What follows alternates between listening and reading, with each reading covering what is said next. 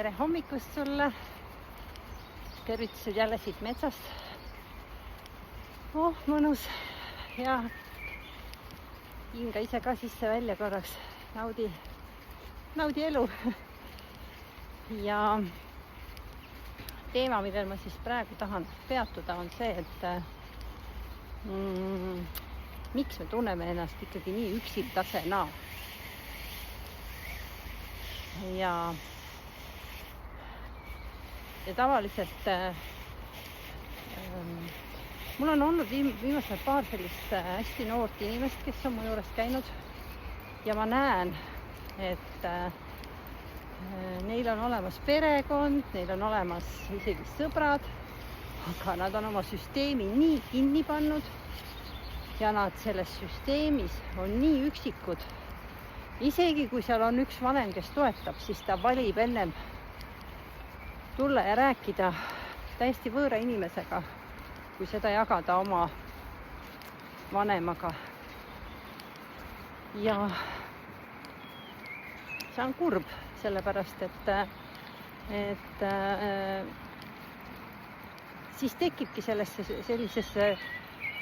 sellises olukorras see tunne, et milleks üldse siin olla, kellele mind vaja on, milleks ma siin olen, miks ma seda kõike siin pean pingutama ja tegema. Ma arvan, et väga paljud on seda kogenud, võib-olla ise oled ka, on ju.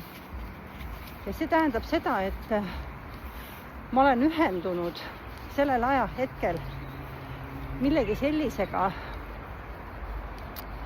mis on, kas on minu siis see vana tuttavusa, mida ma siis olen kogenud eelmistes perioodides, võib-olla juba lapsepõlvest saadik, tundnud ennast väga üksildasena.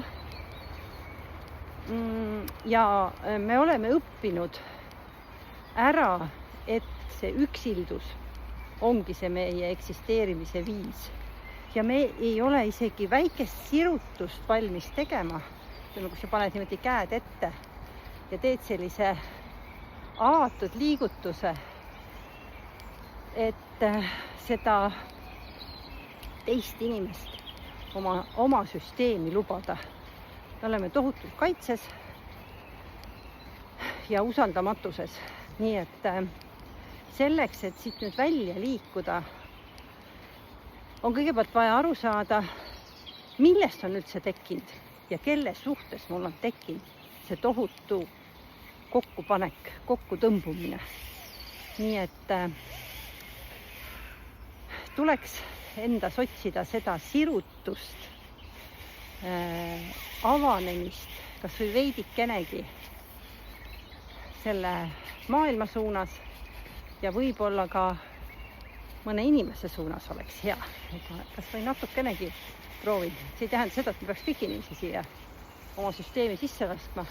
Ja see ei olegi turvaline, sellepärast, et on ikkagi hea tunda natukenegi mõnda inimest ja aru saada, kes ta on, selleks, et temaga ühendust luua.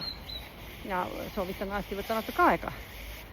Aga kui ma tunnen, et see inimene on heatahtlik minu suhtes, siis miks ma ikkagi ei ava ennast talle? Miks ma ei tee sellist sirutuse kohta ja ei ava ennast teise inimese jaoks? Nii et mina kutsun sind märkama endas seda sulgemise kohta ja tegema sellist väikest liigutust, et ennast rohkem avada. Nii et ikka juhendus sinu endani, uurime ikka oma süsteeme ja soovin sulle mõnusat päeva.